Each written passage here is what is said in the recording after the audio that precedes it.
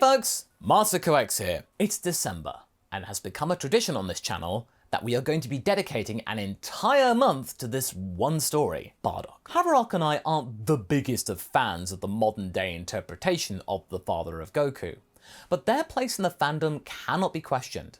Bardock is a character to be respected.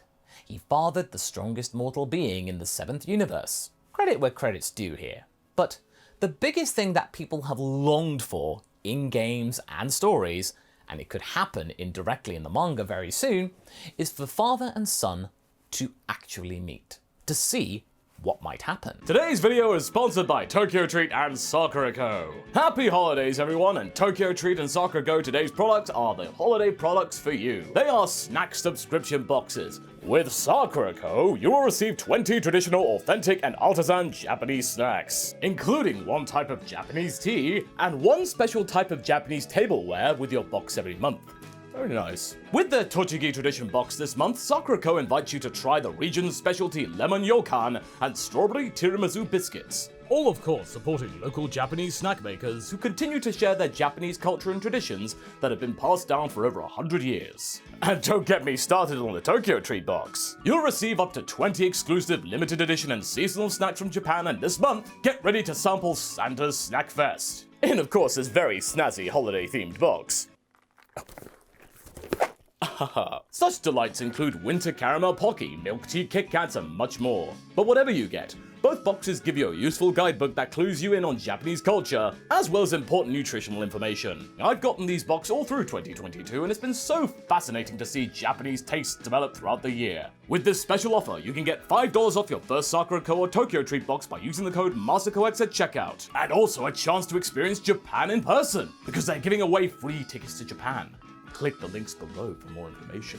Thanks for watching, and back to the video. But now, let's set the scene. Biggest thing that Haverock, Sophie, and I were thinking about for this story was where to place it. Ultimately, we decided to do something a little different.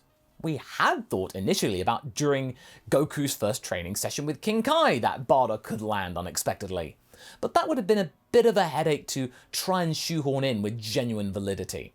So instead, we thought we would do something a little bit more bold and call upon some anime filler to help us out. Now don't be scared folks, this is good filler. The Other World Tournament. You see, this could be the chance for the two of them to meet in a manner which feels a little more likely. A nice little twist. And one little twist that Bardock experienced was finding out that his son, the one that he had foreseen killing Frieza, had been killed himself. Or had he done it to himself. It was confusing, you see. Underworld gossip wasn't always something to be entirely trusted. One day, Bardock was busy training in HFIL, something he often did since he wasn't one for making friends. Don't ask me how he got to keep his body, but hey, since the likes of the Ginyu Force, Frieza, and Cell got to keep theirs, I think it's safe to say that Bardock kept his. Weird double standards. He spent his time alone, slowly making gains, only vaguely hearing stuff about a Goku performing some kind of feat of bravery. It had something to do with Frieza, so at least he knew that what he saw might have been true. Then the next thing was that the being known as Cell had been sent to the other world after Goku's kid had sent him packing. But also, his son had been slain for a second time? He didn't see that coming. Wait, how could you die once and then die again? Darn that Kanasan inconsistency! During his training, he could hear a commotion going on the other side of the area that he was training in. But by the time he got there, he saw a surreal but hilarious sight. Frieza and King Cold in chains, beaten up and looking dejected. What? Bardock held his nerve, trying not to laugh at this hilarious sight. Something he would have never seen in the land of the living, but here? Oh, this was great, but he didn't make it in time to see who had actually done it. Hey you! He shouted to a random worker devil. Who did this? Oh, it was Goku and Pikkon from West Galaxy. Wait, there's a West Galaxy? Well, of course there is. But isn't this great, Bardock? Goku's here to keep things in check now. Bardock looked ambivalent, but then quipped. Isn't that supposed to be your job? The worker looked extremely annoyed and shooed Bardock away from the scene. Get out of here! Go do whatever you fighters do. Prepare for tournaments or something. Tournaments? Oh yeah, there was one coming up soon. The bigwigs liked to put those on to help the heroes and such focus on something now that they were dead. It kept their morale up for thousands of years. He had wanted to check one of those out for himself, given that his power was quite impressive in comparison to some of the dregs that competed, or at least tried to compete here. But since he was in HFIL, he would have never been given a spot in the teams. Nope. Only heroes got to participate. The villains, they just had to watch from HFIL. With that flickering thought promptly snuffed out, Bardock went back to his usual routine of eating, training, and sleeping. Again, being very antisocial. He didn't hang out with the other Saiyans in HFIL, not even his own son. Not through lack of trying though, but Raditz, he was a slippery individual, even when he was alive. Bardock never found him in the infinite expanse of the underworld, and honestly, he rarely sought him out actively, because he didn't try hard enough. The only person he even wanted to find here was Guinea. He knew that she died too on the day of Frieza's obliteration of Planet Vegeta, but he spent years looking for her and came up with zip. Nobody would tell him where she went, not even some of the more amiable workers for fear of punishment from King Yemma. The best guess that Bardock had was that maybe Guinea, thanks to his earlier suggestion of working the kitchens rather than the battlefield, killing monsters and people, maybe she'd escaped the fate of nearly every single Saiyan warrior who passed on. Maybe she went to heaven? Or at least something a damn sight better than here? He lay back on his makeshift bed, which was a particularly nice looking tree with a soft trunk, and looked up at the underbelly of Snake Way. Would he ever see her again? Well, an opportunity came, my friends. And this is where things change from the original. The holiday miracle. In a fit of pique from being snuffed out by Goku, him blowing up his home of all things, King Kai was internally seething in the days after his demise, which he thought would never happen. How could it happen? And was looking at the North Galaxy roster for the upcoming Otherworld tournament. When Goku found out that those were possibly a thing, he had no idea this latest one was set up for his benefit, by the way, he wouldn't stop going on about it. Great. The person who had ruined his life by ending it thanks to a tournament, the Cell Games, was now prattling on about another tournament, the thing he loved the most, and it was starting to get to the Elder Kai. So he was looking for ways to possibly shut Goku up or get him to stop talking about just fighting strong guys. King Kai had read up on the report of Frieza's trouble down in HFIL, and noticed that not every notable person that kept their body for some reason down there took part in it. Bardock, Goku's father, hadn't, and he was quite a strong guy, and despite his career being mostly about killing innocent people in the past, he had two glowing spots in his afterlife resume to pay attention toward. First, he had tried to stop Frieza when his planet was under threat. He gave it the good old college try, but to no avail. Attempting to eliminate the greatest tyrant the galaxy had ever seen was a plus, technically. Then there was the act of him enabling Goku to escape the planet and go on to do what he did. Sure, Goku was annoying him right now, but that didn't cancel out all the good that the Saiyan had done before then. If he phrased it right, perhaps King Kai could squeak Bardock onto the roster for the tournament on the grounds of good behavior and surprise Goku with him getting to see his father. He hadn't ever asked about his parents in the time he had spent with him, Goku, but King Kai chalked that up to, oh, he was just distracted with other things, and not the simple fact that Goku genuinely wasn't all that bothered about meeting his parents, the Saiyan ones. Well, we shall see how it goes from here. After another ordinary day of routine, Bardock was met by a worker devil carrying a letter, marked to him. What's this? I don't get mail. Well, you do now, said the childish worker. Sign here. A checkboard popped into reality and Bardock, signed it. When the Saiyan actually read the letter, he was stunned. Despite not being eligible to compete, he had been given the green light after all by King Kai to take part. He was told to report to the exit of HFIL on the day of the tournament, which would take him to the stadium and the facilities. Wow. I guess the bigwigs. They finally saw sense and extended their reach for talent. That or they were desperate. Yeah, they were probably desperate. In any case, Bardock began to up the ante with his training, and hadn't felt so excited in years, or at all since he came here. The last time he could recall being this hyped was during the chase for Guinea. The sight of Frieza in chains was amusing, but that could only last so long. 1 week later, Bardock reported to the HFIL exit as instructed, where a small green cricket was waiting, him instantly recognizing Bardock, and was floored. "Wow, you look just like him!" Bardock rolled his eyes. "Listen, just because I agreed to this doesn't make us friends, okay?" The cricket shrugged. "All right," and motioned for Bardock to follow. Bardock had wondered what laid past the gates of HFIL, and after a quick portal ride, he found himself at the entrance to the grounds of the Otherworld tournament. As he wandered through the arena, people were giving him very quizzical looks. He heard many of them muttering, "Who let the hell trash in? Oh, I heard he said only because of Goku. Bet he's really weak." Bardock had to keep a lid on his temper. He detested being smacked talk, but he knew that he was on thin ice here. He was lucky to be here.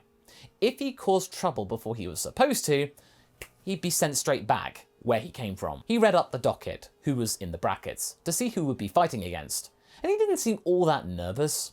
Most of those posers there looked like they had barely any fighting experience whatsoever, and that they're just merely adding to the rosters, plumping up the numbers. It was a rushed affair from their respective Kais. With Bardock part of North Galaxy's team, they would surely win. Don't be so sure about that, buddy. Regardless, he had to look past the treatment that he was being given, having been granted participation despite being from HFIL. Even though they weren't supposed to be biased, the workers, they totally were. They wouldn't even give him any food, even though contestants were granted free reign over the buffet. You know, it's a little perk. Great. Bardock would be going in hungry. No matter. He'd show them. However, his attention was taken when he caught a glimpse for the first time in person, his son. There was no mistaking it, albeit from a distance. And despite people calling him Goku, that was definitely Kakarot. He looked exactly the same as the visions that he had seen, and in a way, he was proud to see him here, doing well for the Saiyans, representing them on the stage, although he really wished that he was in Saiyan armor though. He had learnt that he had become quite a soft being, but Bardock could kind of excuse that, given that he had wasted Frieza, mostly, and taken Prince Vegeta down a peg or two, according to gossip. That was always funny to hear, Vegeta being dunked on. Despite this though, seeing Kakarot, he wouldn't get to talk to him just yet. He was the prize pick of North Galaxy, and so got to be at King Kai's side for the entire event, whereas the rest of the fighters, they were shepherded into a waiting arena in the pits of the stadium, far from everyone else, only brought out to fight, and then taken back again to their holding pen, like animals being displayed. Had Bardock's inclusion not been so extraordinary, he would have been majorly peeved by all of this. "You, ruffian," said a very tall and handsome blonde-haired man. This was Lebo talking, by the way. Bardock looked at him with a look of loathing. "What? What do you want?" "You are Goku's father, correct?" "His name is Kakarot," he muttered. "That name is trash." Bardock looked away and tried to ignore Lebu, but he kept pressing. "Are you excited to see him? The chance to be reunited with your family?" Bardock shrugged. "I guess. Mostly here to carry this sorry excuse of a group." He looked around at the rest of the fighters, most of them very nervous and indeed not very able. King Kai hadn't paid that much attention to the roster, save for Goku, Alibu, and Bardock. He thought that those three would have been enough. The rest of the team looked woefully unprepared and underskilled. However, Alibu didn't take too kindly to this rhetoric. "That is not how we do things here, Hell Dweller." Bardock gritted his teeth. "What was that?" "That's what you are, is it not?" The Saiyan smirked. "At least I went down fighting in a blaze of glory, instead of being betrayed by your best friend in your sleep." Alibu cursed him out and was about ready to punch his lights out, but Bardock was able to dodge him and grab his wrist. "Where's all that team spirit gone, huh? Matters not if your pride is wounded." "I get it. I know all there is to know about pride. Keep it in check, would you?" Alibu didn't speak to him again. Contest dragged on, and Bardock managed to get through the first couple of rounds with little difficulty, him taking on Caterpie instead of his son. Every time he got close to getting to meet Kakarot, he would then be whisked away by some unknown power back to the holding pen. Apparently the organisers knew of his origins and kept a very close eye on him in particular, in case his good nature decided to take an off day. What would even happen if he won? Would he still get that day's training with the Grand Kai, the prize? That old coot up there? Probably not. They'd find some kind of technicality to disqualify him, but he didn't care about that. He just wanted to fight other people for once for the first time since he died. In HFIL, fighting other people wasn't tolerated, so he had to make do with solo training. Goku noticed Bardock, but had no idea who he was, nor would anybody explain. Hey, King Kai, who's that guy? Kinda looks like me and he's wearing Saiyan armor. I didn't know about other Saiyans surviving. King Kai was going to tell him who it was, but only after the tournament. Otherwise, it might have thrown Goku out of whack, and he might have lost, surprisingly. Something that the Kai did not want right now. I'll tell you later. Now go eat that pie, will ya? Goku ate the pie, all right, but he paid close attention to Bardock's matches from there on out, the style looking very familiar, like it felt very close to home. Why am I making Goku this thick-headed, I hear you ask? Well, in general media, they tend to like making Goku very oblivious whenever he meets Bardock in those instances, so I'm just carrying on that tradition. Meanwhile, King Kai was looking forward to pairing them up, so that he could get some time away from Goku, who had been latched onto his side ever since his planet went boom boom. Eventually, Bardock was eliminated by Pikkon, and it was no contest. Bardock couldn't even explain the gap in power, since he hadn't been privy to the sheer progress that had been made in battle power since he had been alive. All because he had been nestled away deep in HFIL, away from the prying eyes of the public. Now eliminated, he was told to wait in the holding pen until the final, or to leave the stadium and walk around the grounds before going home. Bardock chose the latter. He couldn't spend another moment in that dark room. And since he hadn't caused trouble, he was allowed to roam freely about the complex, since other fighters were present and they could maybe take him down in case he caused trouble, if need be. As he was wandering around aimlessly, trying to understand the enormous gap in strength that he had against Pikkon, he saw the fight between him and his son, and it was remarkable. They had reached high above the arena boundaries and were duking out in the sky, Kakarot showcasing the Super Kaioken powers or something, but it was hard to tell, it was very far away. But the entire stadium was shaking to its foundations. Amazing. Bardock couldn't keep his eyes off of the scene. But soon enough, the contest was halted, since both Goku and Pikkon had gone out of bounds, technically. Wow, what a cop-out, Bardock thought. Eventually, the atmosphere calmed down, and all the competitors were heading home, including Bardock. But just before he was about to leave and go back to HFIL with his escort, a voice called out to him, which made him turn around. Hey, do I know you?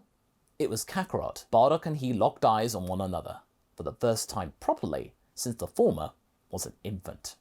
And that's where we're going to be leaving things for right now. I'll leave you with last year's full story December series, and see you in the next video. Catch you later!